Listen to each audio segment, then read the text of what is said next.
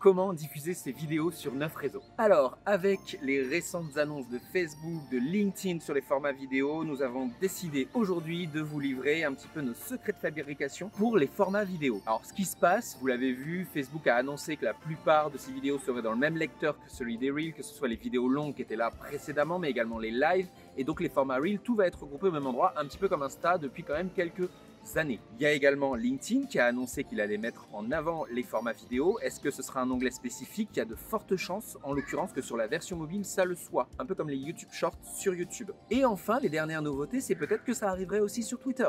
Donc il faut savoir qu'aujourd'hui, la vidéo, c'est le format star. Et le format star, il faut le travailler au maximum. Et je vais vous donner un petit peu nos secrets de fabrication parce que nous aussi, on a quelques habitudes et quelques modes de fonctionnement qui nous permettent justement soit de gagner du temps, mais surtout de mutualiser sur tous les réseaux.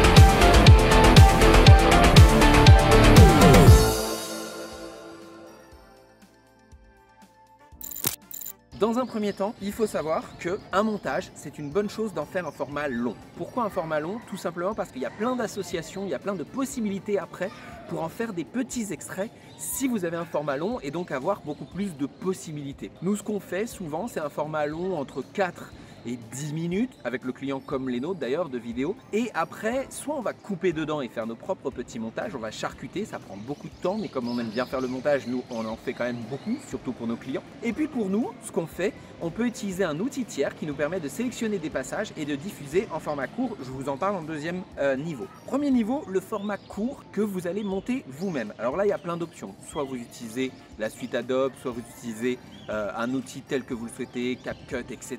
Il n'y a pas de problème, c'est vous qui choisissez votre outil. D'ailleurs, je vous invite à les découvrir dans notre e-book qu'on a lancé il y a encore quelques semaines, version 2024, pour permettre de savoir tous les outils qui sont nécessaires pour le web marketing. Idéalement, faites-en un format 1 minute classique et 1 minute plus. Je m'explique. Sur Facebook, sur Insta, sur TikTok, les formats 1 minute plus jusqu'à 1 minute 30, ça passe. Sauf que sur YouTube Short, ça passe pas. Donc il va falloir avoir un petit extrait différent pour ces réseaux sociaux qui sont les réseaux prioritaires pour lesquels on va faire un contenu court. Déjà, donc vous avez deux formats, à minima, hein, je vous dirais un format un peu moins d'1 minute et un format un petit peu plus d'1 minute. Je conseille 90 secondes, c'est bien, ça permet de dire beaucoup de choses. Et puis c'est un format qui se mutualise à la fois sur TikTok, sur Insta et sur Facebook Reels. Si jamais le contenu long, vous le trouvez pertinent, n'hésitez pas à le mettre sur YouTube de manière régulière et aussi aujourd'hui sur TikTok, puisqu'on le sait, les formats paysages sont aussi arrivés sur TikTok. Alors il y a un petit formatage à faire, mais c'est ce que veut TikTok en 2024, c'est concurrencer YouTube. Une fois que vous avez mis en ligne votre format long et que vous n'avez pas besoin de faire un montage spécifique en format 1 minute, il est nécessaire d'aller faire des extraits pour aller vendre ce format long. Et ce qu'on fait nous, c'est qu'on utilise un outil qui s'appelle Opus Clip, et Opus Clip va aller chercher dans son format long tout un ensemble d'extraits qui lui paraissent utiles, pertinents, cohérents grâce à l'IA. Et cet outil, il est génial, ça fait maintenant plus de 6 mois qu'on l'utilise et ça nous fait entre 6 et 15 extraits qu'on peut mutualiser sur TikTok et tous les autres réseaux. Donc pour le coup, n'hésitez pas à utiliser ça, surtout si vous n'avez pas d'éléments tendance spécifiques dans ce format que vous avez créé. Sur les formats Reels, je vous conseille de faire des sorties sans le son, sans la musique. Je vous explique pourquoi. Aujourd'hui, on le sait, les formats musique, quand ils sont ajoutés sur les studios, donc les studios de YouTube, d'Instagram ou de TikTok, il y a beaucoup plus de portée. Donc n'hésitez pas à en faire une sortie sans le son. Même si vous le faites pour un client, vous lui dites je te donne un exemple avec la musique, mais il faut savoir que ça a beaucoup plus de portée si on met la musique dans le studio. Donc très important, allez sur TikTok, allez chercher la banque sonore. En l'occurrence, malheureusement, si vous êtes en compte pro, vous n'aurez pas les sons commerciaux, mais il faut trouver un son qui soit sympa, qui vous permette de travailler ça. Et pareil, sur YouTube Short, allez chercher la musique directement depuis l'application. Vous l'avez mis sur TikTok, vous l'avez mis sur YouTube Short. Après, il faut le mettre évidemment sur Facebook et sur Insta. Alors là, je conseille en général plutôt de le mettre sur Insta depuis votre téléphone. Pourquoi? Parce qu'en fait, d'abord, il y a beaucoup plus de fonctionnalités sur les Reels, puisque c'est là qu'ils ont été créés. Et surtout parce que ça vous permettra de mutualiser aussi sur Facebook. Alors, dernièrement, il y a beaucoup bugs qui font que parfois on est obligé de le réenvoyer sur Facebook. Mais globalement, un reel bien monté avec une musique calée sur Insta et que vous marquez je veux aussi qu'il soit posté sur Facebook, il va se faire.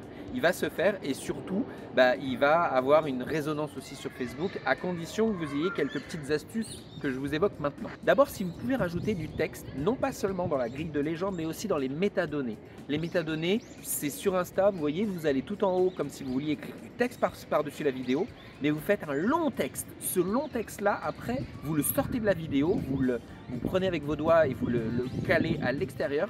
Il faut savoir que c'est une métadonnée très importante pour Instagram, tout comme Facebook. Et donc, pour le coup, vous aurez du référencement naturel sur vos vidéos si vous faites ça pour la localisation, pour les mots-clés et pour la description. Donc, c'est extrêmement important. Éventuellement, un hashtag aussi, c'est bien. Pourquoi est-ce que c'est important de faire ça et comment est-ce qu'on peut faire pour s'aider?